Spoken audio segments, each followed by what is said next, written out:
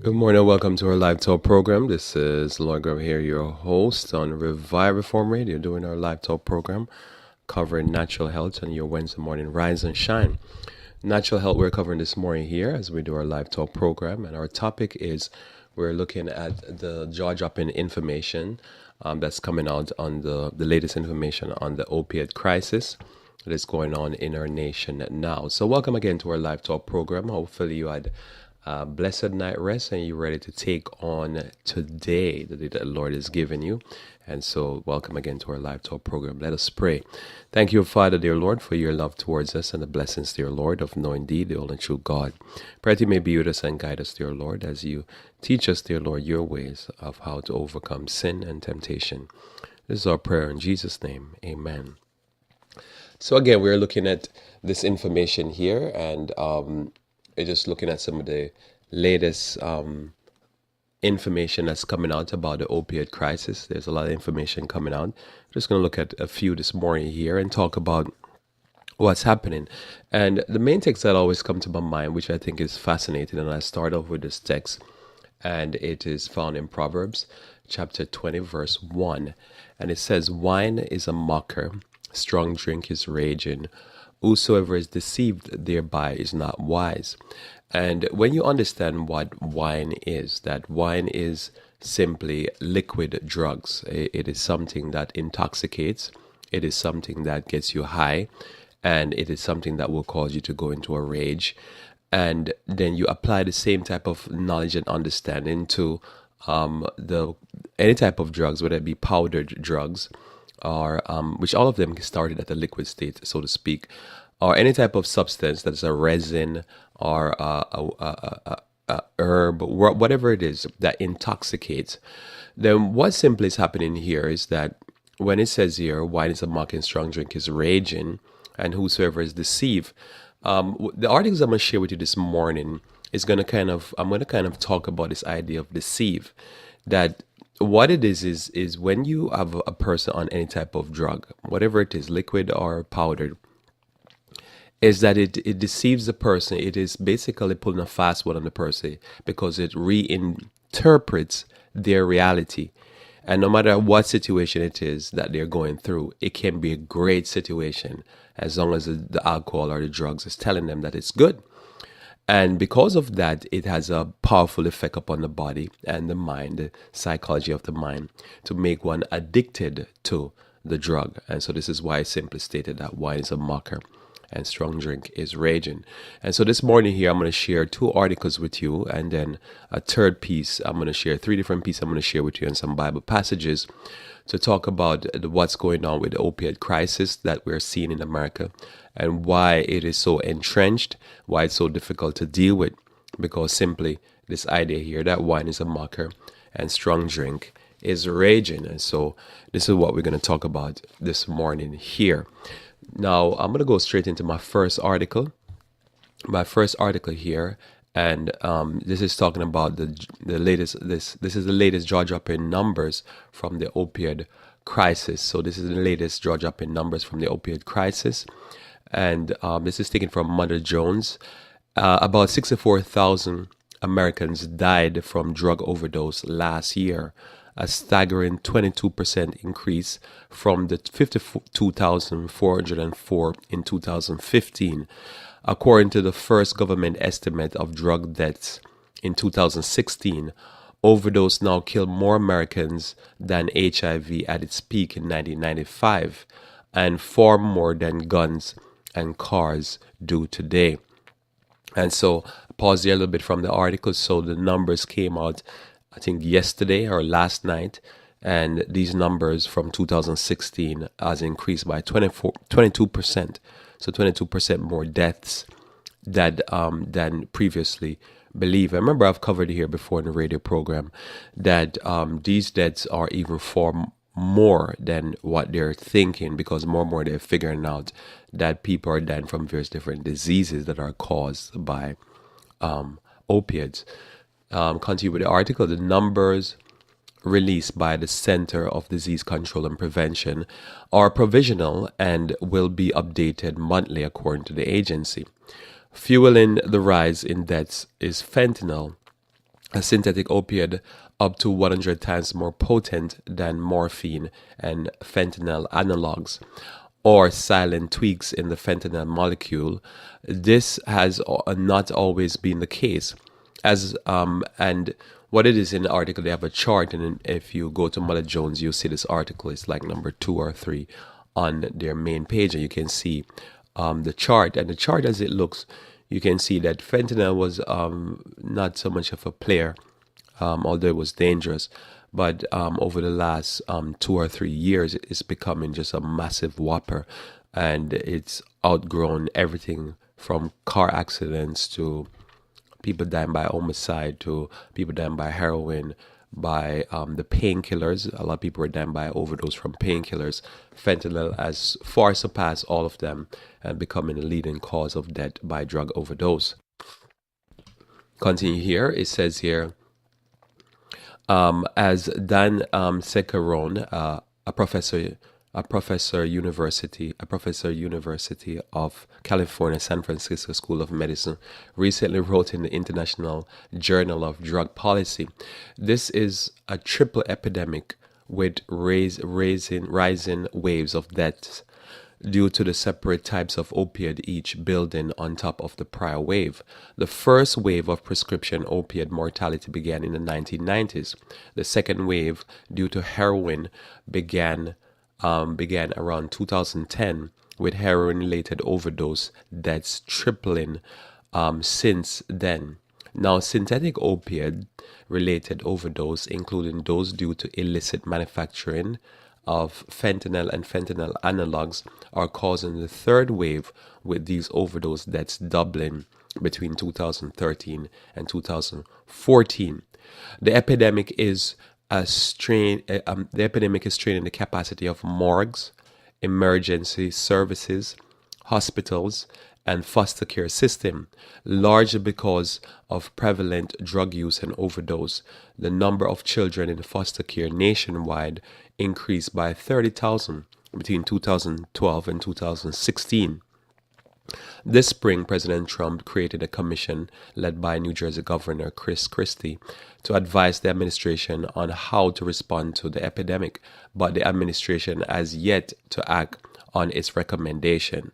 So that's the end of the article there from Mother Jones. Interesting little piece here that just came out this morning. So these are some of the staggering numbers on the drug epidemic that's going on. And as you know, it is so bad what's happening here because of hitting a lot of young people that Ohio last week, I think it was, or the week before, was putting on cause that they need more foster parents because the number of children within their foster care system has increased, and they not have enough parents or foster homes to meet the demand because the amount of families that are losing loved ones and sometimes losing two parent at the same time, so the child becoming an orphan and now is dependent upon the system, or losing one parent and sometimes that parent is the main parent. So this is what we're looking at here when we come on to the increase in crisis, and that this crisis is not only getting bigger, but it is it's getting more dangerous because, again, you're dealing with a drug that is putting people to sleep, which is the fentanyl. So when you look at this and we talk about these numbers are staggering. And because, again, this is not like, for the most part, you hear in the media up to a few years ago, people were talking about legalizing drugs. And the whole push is that we need to legalize it and decriminalize it, which there is an argument there for that. The decriminalizing, because the criminal code was not fair, especially on people in urban society, poor communities, and black communities. But here we're dealing with a drug now that is giving people a pause, because this is a drug that it will put you to sleep. It's not that you're going to use it and then it's going to have long-term bad effect. It will just knock you out, even the first use. So it's giving other people a pause as to what to do with this. And most essentially, while the government is trying to figure out what to do, and while the church is quite quiet and not making so much waves or talking much about the drug epidemic, it's taking people out even in the churches. So this is part of the big problem here that is going on with the drug crisis that we're seeing. So so we'll move on, but just keep that in mind that the numbers for 2016 is they're even higher. And one of the things that you think about, why would this number be higher? What is it about drugs that no matter how much people read about drugs and alcohol and the nasty effects that it has, why is it more people move towards it? And most naturally, as I said, the first text I read to you earlier is to me one of the things with drugs. There will always be a need for drugs because number one, pain. People want to escape pain. And when I say pain, I mean escape pain, whether it be social pain, mental pain, physical pain. Pain is just something people want to escape. Also, people want to be happy. And many times people are depressed because of nutrients and various different problems and lifestyle choices. And so drugs is a perfect solution for the problem. As I say, whether it be liquid drug or powder drug. And so when we read Proverbs chapter 20, verse 1, and it said, wine is a mocker, make you make a fool of yourself. And strong drink is raging and make you get angry and upset. And whosoever is deceived thereby is not wise. So there's something deceptive about the drug because the drug is solving a problem. This is why so many people are on drugs. It solves a problem for people. And it fits a need. The need is that people either want to be happy or they want to escape their depressing lifestyle or the effects of their lifestyle choices and the guilt that comes along with it. And the drugs will make them feel like everything is fine. But it's not the true, it's not the reality. They're not having a real experience, they're having a deceived experience. And this is why you'll never get rid of the problem because people are trying to get rid of their troubles. I might say also here that most actually you've seen in many areas that the morgues are being overflowed, being filled up with bodies because of the drugs. And it's stretching the emergency system, the hospital system, and most of the foster care system. So this crisis is getting worse. And as I say, we have a generation, especially of young people that are being brought up, that are have been trained to live in La La Land. They're trained on movies, especially this younger generation. They're trained on some of the most ridiculous things when it comes onto the comic book movies. They're trained on what I would say this type of mamby-pamby lifestyle where everything is like handed to you and you never have to strive or struggle. So they're not used to struggle. Also, they're trained on video games, so they live a whole life of trying to escape reality, and then drugs become the next to me thing that you do to escape your reality, and you don't know how to face reality. And this is to me the social part of why this drug epidemic is so powerful. The other thing that I believe that make the drug epidemic so powerful is pain. The diet and lifestyle of our regular of people, especially in the developed world and in America, is very much will encourage pain. The diet and lifestyle is a very painful diet and lifestyle. Your body will degenerate. Decrepitness will set in faster and more vicious, and hence you have so many people who are in need of pain. Whether it be overweight, eating denatured food, eating food that basically has no nutrients in it, and so the body just basically fall apart in the early age, and then the person is in need of painkillers, and they go from painkillers to street drugs like heroin and fentanyl, or fentanyl laced into the heroin. So this is what we're dealing with, and for various different reasons, whether it be pain or social, we have a society that is always moving into daydreams. People want to have their lifestyle and then want to be able to take a drugs to escape the results of their lifestyle. And then they take the drugs, and the drugs become now the destruction of their lifestyle and their lives.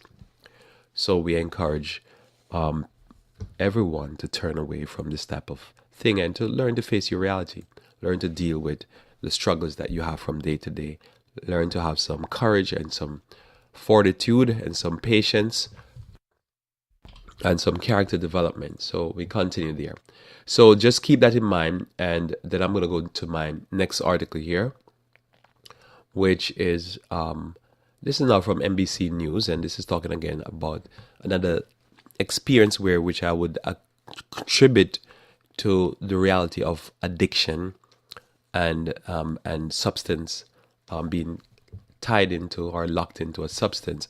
This article from NBC News, and it is written by Adam Elderman, and it's entitled Pet Connection.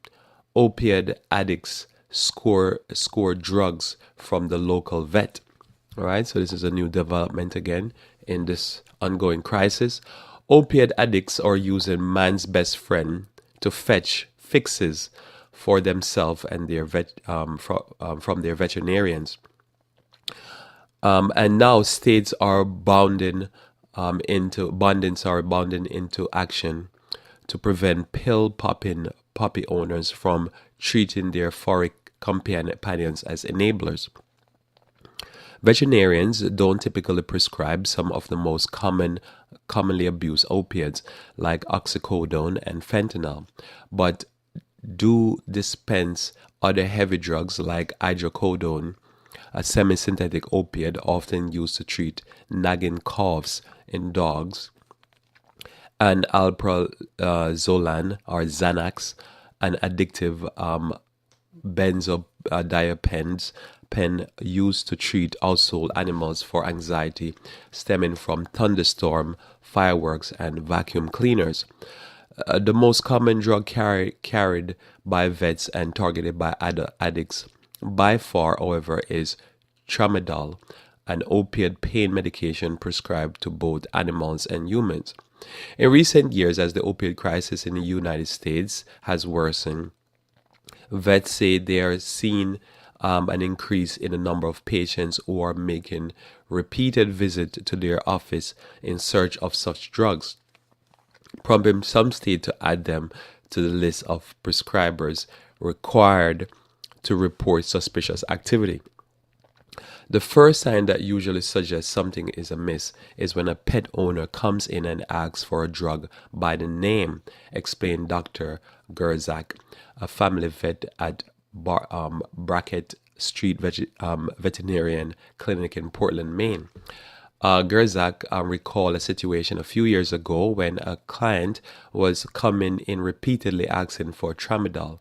This person was coming in consistently asking for it for a dog who had a condition and impacted and gland that would normally not require any medication at all. I suspected that she was using it herself, Gerzak said. Instances like that in Maine, where in 2016 a record 376 people died of drug overdose, helped prompt Republican Governor Paul LePage to sign into law last year a measure that requires any professional who can prescribe drugs, including veterinarians, to check a statewide database called the Prescription Monitoring Program, PMP, before writing prescription for opiates and benzodiazepines. The measure makes sure that doctors like Gerzak check in with the system and notify proper authority if certain criteria are met when a patient comes in and has reasons to leave with opiate. You can find out if that person has been prescribed any drug that are addictive and if they're seen multiple doctors or veterinarians, which could all be signs of abuse, Gerzak said. In the owner, not the animal. So signs in the owner, not the animal. With that information, Gerzak can decline to prescribe drugs for the animal or flag the state prescription monitoring program within the Office of Substance Abuse and Mental Health Services. Maine isn't alone in learning new tricks when it comes to trying to curtail drug abuse. In April, Colorado Governor John Hickenlooper, a Democrat, signed into law a similar bill requiring veterinarians to flag pet owners who they have reasons to believe are committing drug abuse. Like Maine's measure, the law allows veterinarians to use a statewide electronic prescription drug monitoring program to query the pet's owner's name. Previously, only healthcare providers who had the authority to prescribe controlled substance to humans had the ability to require the program for a patient's name. Similar legislation are enacted in Connecticut and New Hampshire in 2016. And in July, Alaska Governor Bill Walker, an independent, signed into law a bill that puts strict um, seven 7 day limits on opiate prescription from any doctor, including veterinarians. Previous doctors and vets were able to dole out 30-day prescriptions, so they've lowered the prescription that they're having there. One of the first states to include veterinarians in the list of drug prescribers who must use a statewide PMP with Oklahoma. Dr. Ellie Landry, the owner of a Seminole Veterinarian Hospital in Seminole, Oklahoma, told NBC News he welcomed the measure, explained that he'd seen dope seeking dog owners a lot more over the past few years. When an owner comes in looking to obtain opiates for themselves rather than their pets, it's almost always followed the same pattern, Landry explained. Generally, it's a new client that we have never seen before who comes with an old patient and they'll ask for the drugs by name. He says, like, oh, my ailing and aging dog really needs some tramadol for his lame leg. Almost always they refer to the hips, which in some breeds is the first thing to deteriorate, he said. A plausible explanation that can make it harder to decipher who's lying and who's not, which is true. A lot of the old dogs and certain types of dogs, breeds of dogs, do have a lot of hip problem. Back to the article. But thanks to a law passed by Oklahoma legislation in November 2015, putting a PMP in place that also requires the participants or participation of vets. When we do send out a controlled substance, we have a log into the system. In the most obvious situations, Laundrie said he refused to write the prescription. A lot of dogs with arthritis who would best serve by going on a diet and losing weight anyway, not with drugs. He noted. I might note this because we're doing a health talk this morning here, that a lot of human beings with arthritis would take this advice that this veterinarian is giving to dog owners. And one of the best way to deal with arthritis is to lose weight and get off animal-based product, and you'll find the inflammation will go down. So take that note also. Continue reading. But he also takes matters into his own hand at times and email a group of other vets in the area to warn them to be on the lookout for a particular owner and patient. So he's like, look out for Bob, he's coming with his dog.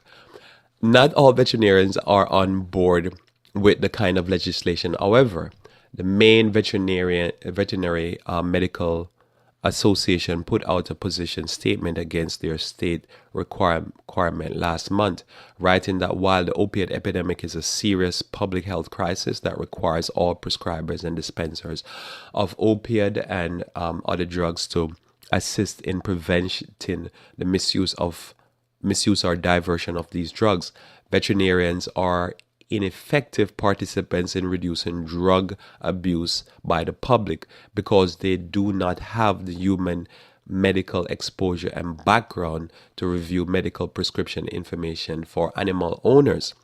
Interesting, right?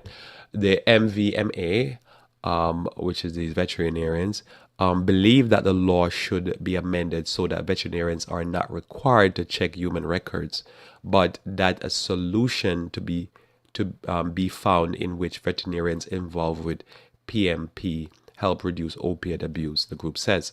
In addition, veterinarians in New Hampshire were so unhappy they were being forced to monitor the medical history of humans in their state that they advocated for a revised bill that exempt them from the PMP requirement. That bill passed in June, but some veterinarians find the responsibility worth it.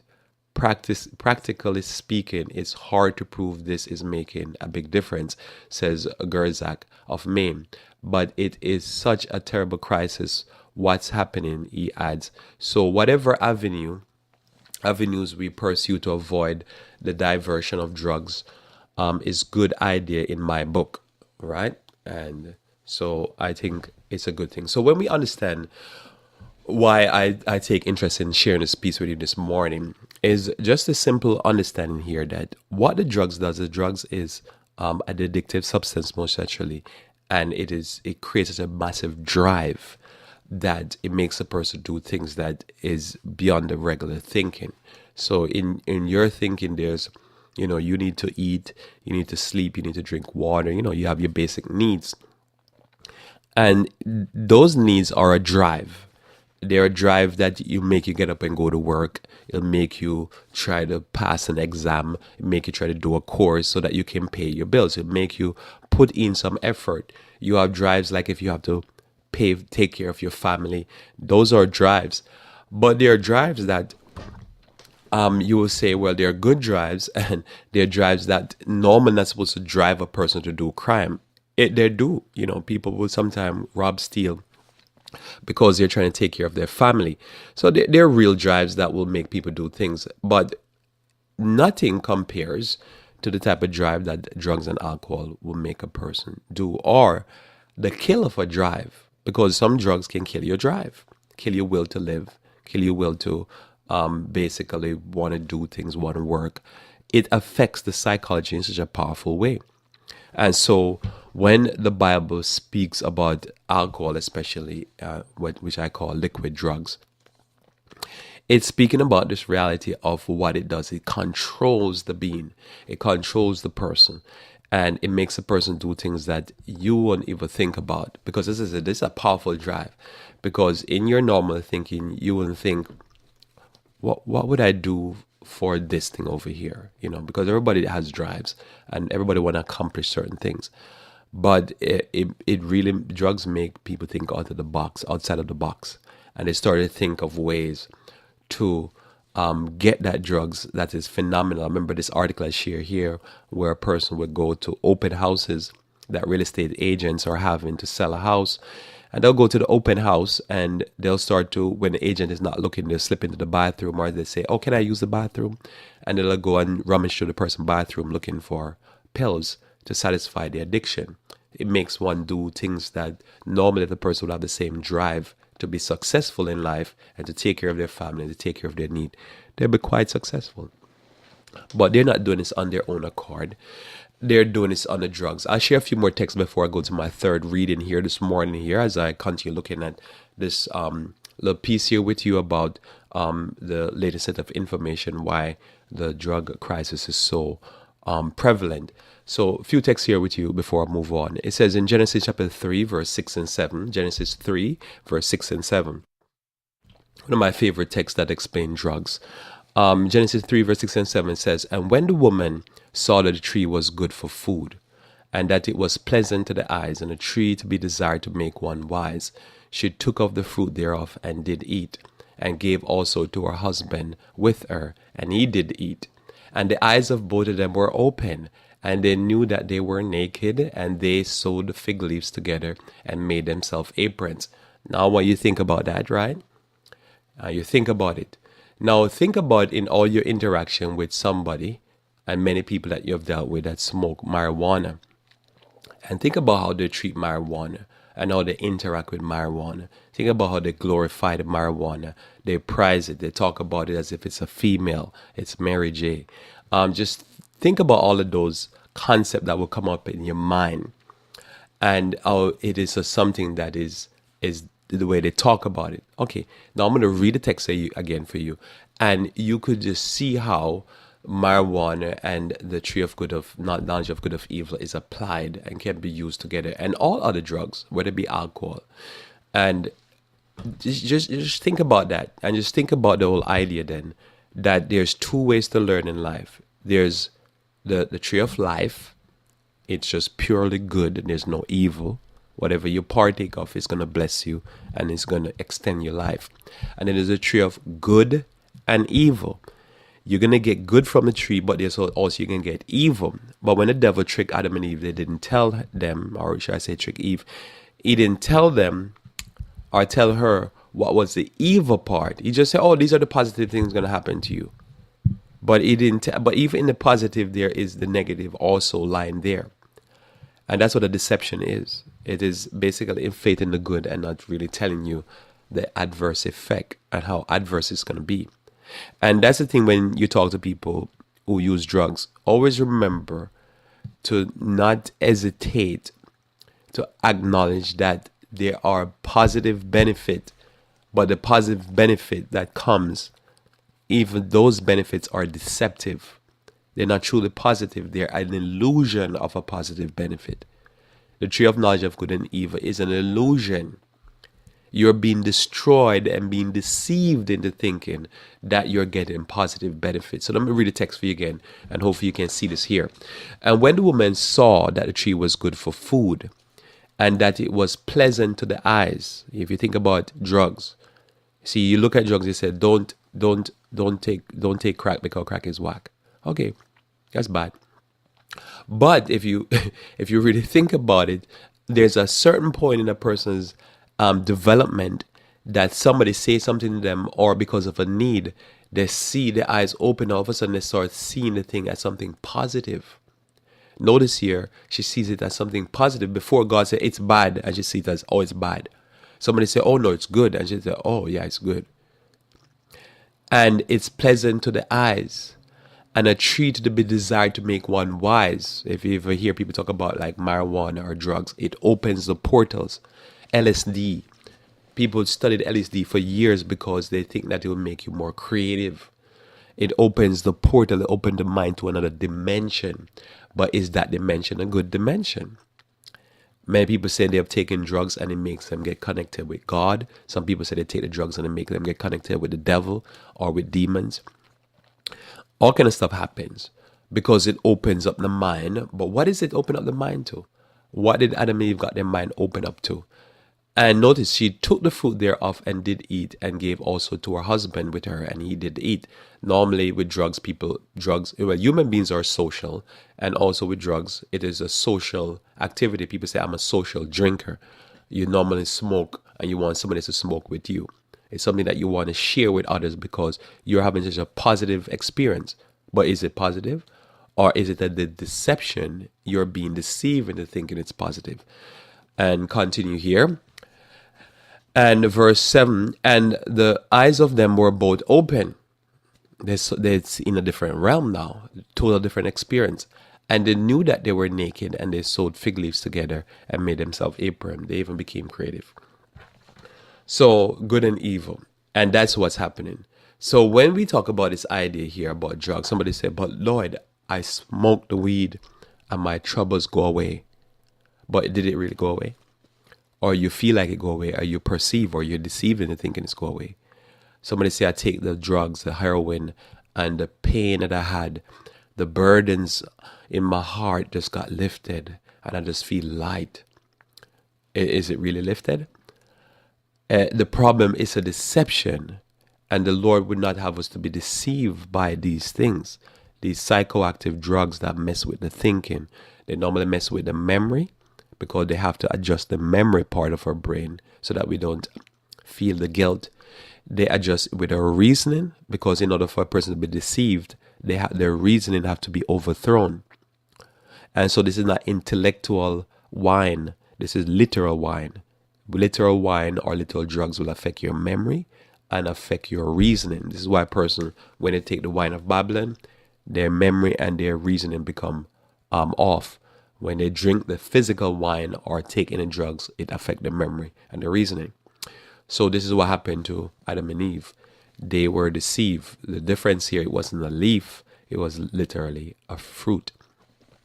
And God had warned them. From that point onward, we have things in nature that are natural, like various different plants, the poppy, the coca, the marijuana, various different plants, that they have an element of a psychoactive ability to affect our thinking. And don't be deceived by it. Don't become a mockery because of it and make a fool of you. You and I have never met a person who use marijuana or use alcohol that is not made a fool of themselves. It's just the result of it. Two more passages of scripture before we move on. Proverbs chapter 31, verse 4 through 5. Proverbs chapter 31, verse 4 through 5 is an explanation of why so much wickedness happened in our society. Verse 4 says, "And it is not for kings, O Lemuel, it is not for kings to drink wine, nor princes strong drink, lest they drink and forget the law, and pervert the judgment of any of the afflicted. Give strong drink unto him that is ready to perish, and wine unto those that are heavy of heart.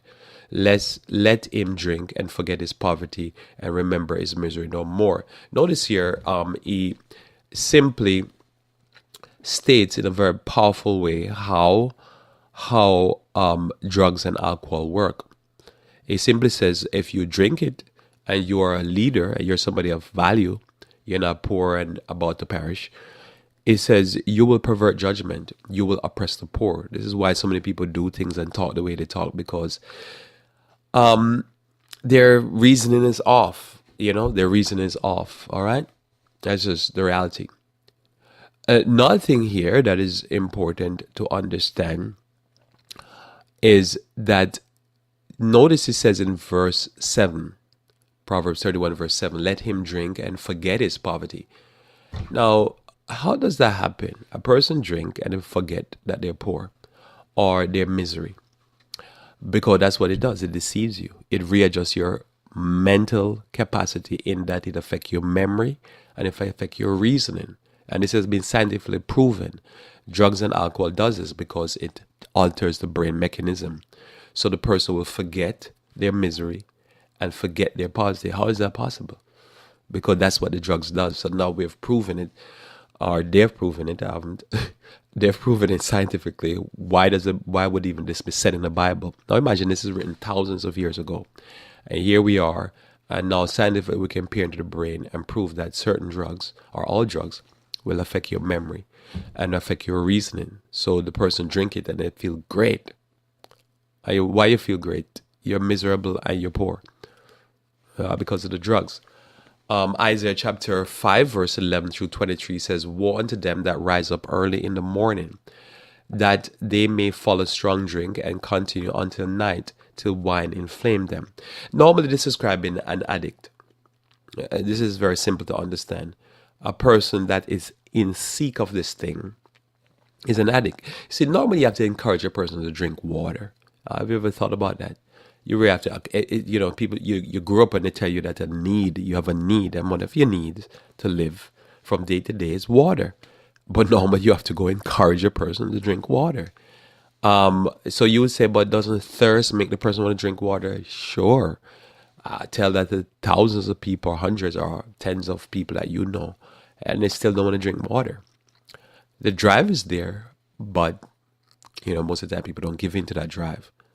But here, if a person is going off of a substance from the first they wake up in the morning to the latter they go, and the substance is destroying their lives, then it doesn't make sense. It's killing your brain. It's killing your social life, your spiritual life. It's opening up your mind to the devil, and yet the person is still going after it. Then you know that it's a greater force than just water or thirst.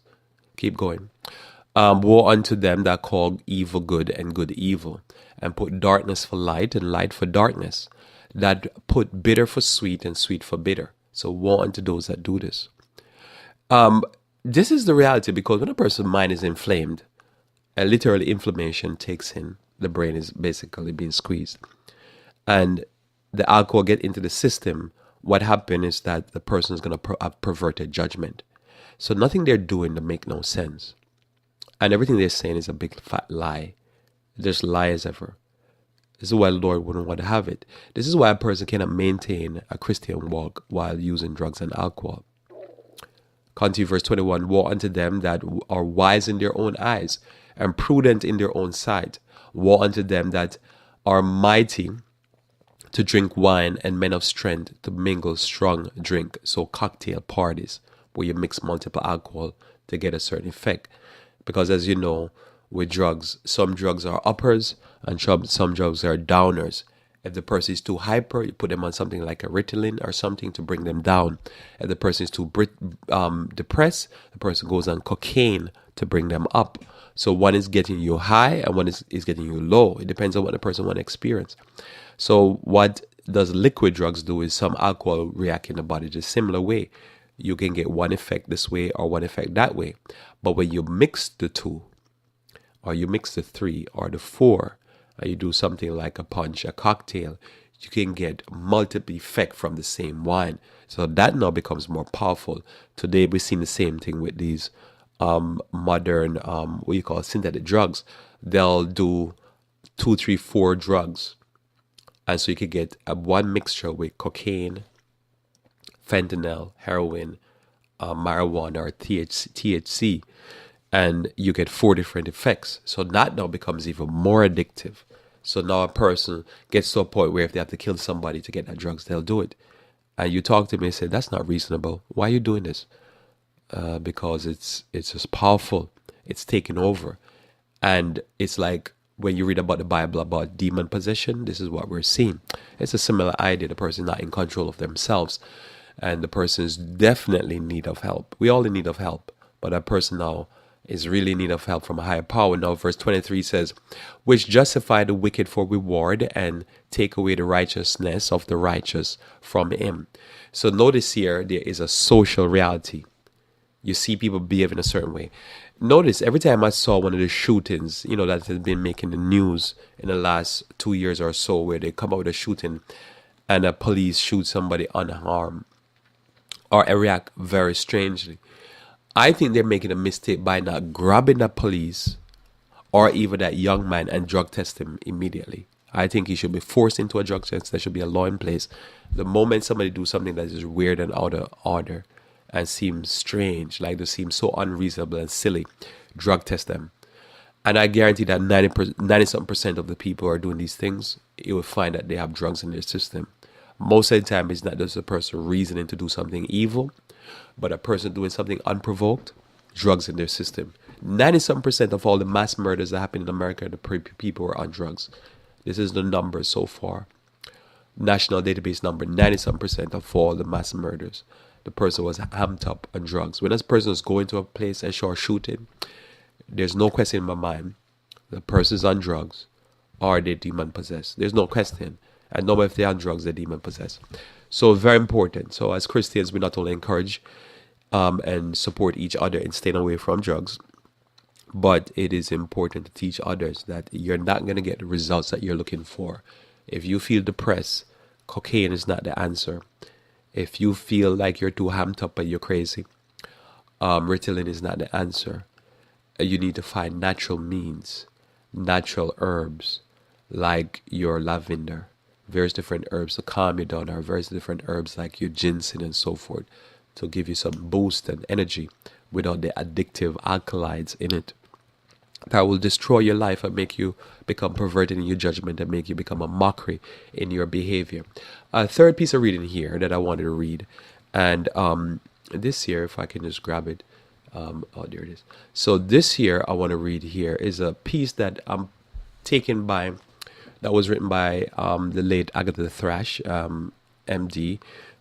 She was down south there, and she had write this piece that I think is something to note, right? Now, if you go and search what are the results of some of these synthetic drugs, so synthetic THC, synthetic fentanyl, the various different synthetic drugs, if you do a search on it, you'll find that they're not coming up with any conclusive evidence as to why these drugs are dangerous in the system for children. So the piece I'm going to read real quickly, hopefully I can get through this real quickly here, is dealing with this idea of it's the fetal alcohol syndrome. Now I'm putting this out here because I believe in the future we will see the result in defects in children, just the same way we saw the defect in children because of alcohol. And remember, if you read Ellen G. White's writing, you'll find that she talks very extensively on that a lot of the debility and disability that we see in children is a result of alcohol and drugs. Drugs and alcohol is pushing out of these debility. But it took years, it took actually decades after she passed for scientists to prove that a lot of the disability that we're seeing is a result of drugs and alcohol. So I'm gonna read about fetal alcohol syndrome, and I'm just putting this out there from now. I'm saying to you that they haven't found the connection, but I'm saying that as we move along, we will see that some of these debilities are coming from people with this heavy use of synthetic drugs, and they're passing it onto the child via breastfeeding and via birth, all right, or via conception. So here we go here with this little piece here. There are many abnormalities in babies having no presently recognizable cause. I believe there are a number of lifestyle problems in women which are easily associated with abnormalities, or would be if we had sufficient knowledge to properly investigate the lifestyle and its associated defects in children. And I pause there because one of the latest books that I read on this, the doctors are putting forward that 40% of the abnormalities now can be linked to the father. So remember, this was written quite a few years ago before she passed. But now the latest research is saying that says 40% of the defects are being linked to the father. That means the father has a genetical damage in the sperm. He passes it on to the mom. The mom bears the child comes out, and the child has defect. And sorry for using the word bear. So women should start thinking about mothering at an early age, not waiting until the time of conception in their for their own child. What a young girl is exposed to in the way of drugs, alcohol, stress, nutrition, and the like all have to do with the quality of her offspring. It is weak and immoral to say to a pregnant woman that she should be careful not to drink more than 1 ounce of absolute alcohol per day. We should carefully teach little girls from their birth up that the quality of their babies is intimately related to the quality of their own health, and the number of toxin that they put in their system and they encounter, it will affect their lives and the health of the baby that they're trying to maintain. No one knows the drug level at which harm begins to the fetus. Since the stakes are so high, we should take no chance about this matter. It is known that damage to the fetus is the same whether the form of alcohol is taken is beer, wine, or hard liquor. So keep that in mind. Very important. And again, this article I'm reading here is well sourced. So it doesn't matter if the person is drinking wine, beer, and alcohol. You think about some of these areas, that the areas that they have the highest amount of, infertility are in the Rocky Mountain areas, in the areas that have the highest amount of alcohol consumption. Many of these areas that has the lowest amount of nutritional based diet are the areas that have the most infertility and the most disability. So this is connected, and it doesn't matter who you are. If you live a certain lifestyle and eat a certain diet, you will bear offspring that are weak, damaged. So we continue. The cause of fetal alcohol syndrome is beverage alcohol, ethanol, or some metabolic byproduct thereof.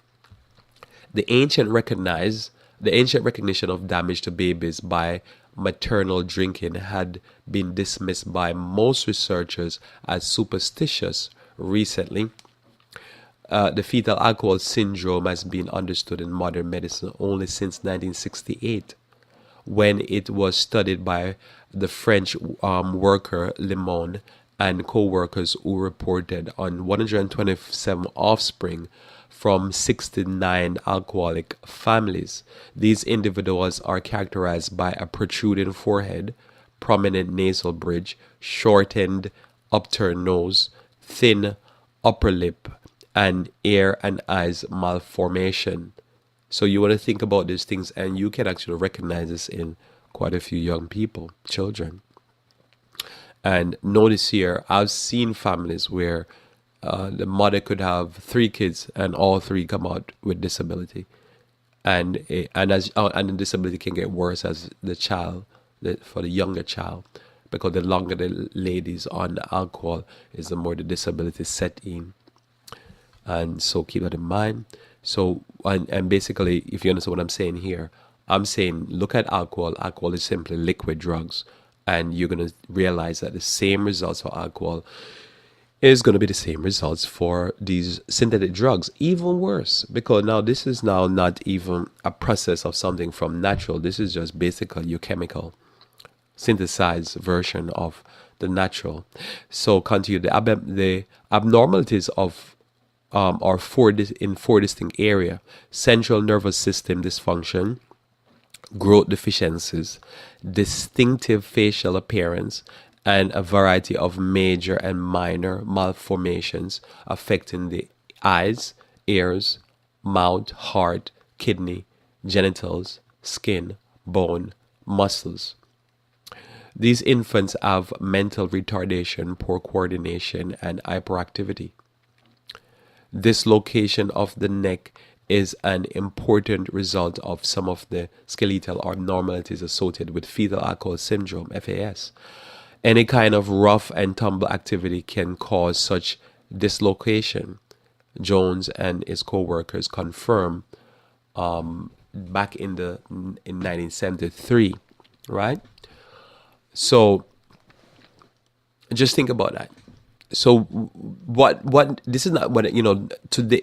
I'll say this real quickly, that I believe that there's issues to talk about when it comes on to vaccination. I believe that there's issues to talk about. There are issues there. There's something there because we were talking about drugs, and that's part of what we were told to watch out for, the debilities and the abnormalities that will come about by the use of drugs and alcohol. But I believe that some of the obvious is not being talked about. That some of what people are blaming on vaccination is simply supposed to be blamed on drugs and alcohol, blame on marijuana, blame on THC, blame on all these fentanyl and all these things. And as I'm stating here, I'm putting what they say, my neck out there, and I'm putting it out there and say I believe that we will see a rise in many of these debilities in children based upon the free use of alcohol in America and the world over, and the free use of these type of synthetic drugs. A few more here before we go. It says, in Bible times, individuals who were set aside for special purpose were never exposed to alcohol drinks from conception to death. And this can be found in Judges chapter 13, verse 4 and 7. A good example of that would be the strong guy there, Samson. So think about the strong guy, no drugs and alcohol, or alcohol at least, liquid drugs. And the weak people that we're see coming out from people who are weak and look like they need some food, is all this disability. Babies with the fetal alcohol syndrome have retarded growth before birth and show failure to thrive during infancy and childhood. The growth retardation is more evident in weight than in height. A small head, microcephaly, generally starts before birth and occurs in more than 80% of the cases. Decreased adipose tissue is also universal among persons with FAS. Other development abnormalities include cardiovascular defects, renal abnormalities, hairiness, underdeveloped nail and irregularity in genitals, poorly formed ears, drooping eyelids, drifting eyes, blood vessel tumors, musculoskeletal deformities such as limited joints movement and hip dislocation, abnormalities of the diaphragm, so I'm on Revive Reform Radio. Just search it on your Google. If you just go into Google, you just search up Revive Reform Radio. So now also there's an increase in incidence of hyperactivity even in children who have normal range of intelligence. Hyperactivity is not limited to human, but also occurs in rat pups whose mothers were given ethanol during pregnancy. An high incidence of minimal brain dysfunction occurs with learning disorder and deficits in attention and memory. In America, after the repeal of prohibition, along with the rejection of the good features of the slowing of the soaring rates of crime and alcoholism, there was a general ridicule and rejection of early observation concerning the deleterious effects of maternal alcohol consumption on the fetus. As far back as ancient Greece, the early Carthaginians had recognized this phenomenon and thus forbade alcohol to newlyweds to prevent conception of malformed children. Aristotle is said to have stated, "Foolish and drunken and harebrained women most often bring forth children like unto themselves, morose and languid." It was recognized in England in the 18th century that parental drunkenness is a cause of weak, feeble, and distempered children. And you can see this probably today, they say the child has ADD or ADHD. Around 1900, the observation was made in Liverpool jail that female inmates who drank alcohol had 2.5 times greater mortality rate in their children than their non-drunk female relatives. And this makes sense, right? Because if you think about it, you're dosing the child with alcohol, the child is going to come out drunk and all kind of neurological problem. Few more here. It says the blind spot in the understanding of modern psychologists is illustrated by the following item. In 1955, the Yale Center for Alcohol Study released a pamphlet stressing that the old notion that children of drunken parents being born defective can be cast aside. Goodman and Gilman's pharmacology text in 1975 edited stated alcohol gains free access to the fetus circulation, but it does not seem to harm the fetus. So you can imagine at one point people really believe that alcohol did not really affect the fetus. Two important questions should be answered. At what time of age of a mother can the use of alcohol be harmful to her offspring? Apparently, the use of alcohol by pregnant women and women before they become pregnant can result in abnormalities in their offspring. The second question is how much alcohol is associated with abnormality? The answer to that probably should be any amount. The ingestion of the average of 1 ounce of absolute alcohol per day has been associated with measurable birth weight reduction of 91 grams if the ingestion occurs before pregnancy, and 95 grams if it occurs in early pregnancy, and 150 grams if it occurs in late pregnancy. Long before there is a gross measurable defect, there have already been subtle damage at cellular level. Alcohol seemed to interfere with cell and tissue growth in the fetus. Study results indicate that alcohol may be the third most common recognizable cause of mental retardation, the first and second being Down syndrome and neural tube defect. Alcohol withdrawal symptoms may occur after delivery, characterized by tremor, irritability, and convulsion. There is high incidence of speech problem in offspring of women who drink alcohol. So think about all of that what I just read, and think about now this explosion across the spectrum of all people groups in America with all these things that I just read about: speech problem, the irritability, the tremors, the convulsions, all this that's happening to children. And they're saying the only reason why this is happening is probably because of vaccination, but they're not looking at the most obvious cause. And to me, what I'm putting out my neck here and saying is that as we see the increase in use of marijuana, as we see the increased use of THC, the fentanyl, all these things, we will see even increase the birth defect, increase disability, more increase in ADHD, ADD, all the different things that are happening to the children to make them more retarded. Because they've proven that some of the retardation is coming from the father, not just the mother, we will see the increase on the children because the children is being damaged via the sperm and the egg. So that's what's going on. So my encouragement to you is that to follow the Bible advice. The Bible simply says wine is a mocker and strong drink is raging. And whosoever is deceived thereby is not wise. A person using drugs and alcohol is deceived. And when they're deceived, the result will be shown in their bodies and in the bodies of their offspring. So they said, don't use drugs. Let us pray. We thank you, Lord, again for your love towards us and the way that you continue to bless and guide us. I pray that you may be with us, dear Lord, as we make wise choices to not be deceived as we live in this life. May you bless us, dear Lord, and give us the strength to do the right thing by the power of your Holy Spirit. This is my prayer in Jesus' name. Amen. So thanks for being with me here on Revive Reform Radio. Looking forward to talking to you tomorrow morning where we should talk about current events. Until then, I pray that you may continue to walk with the King.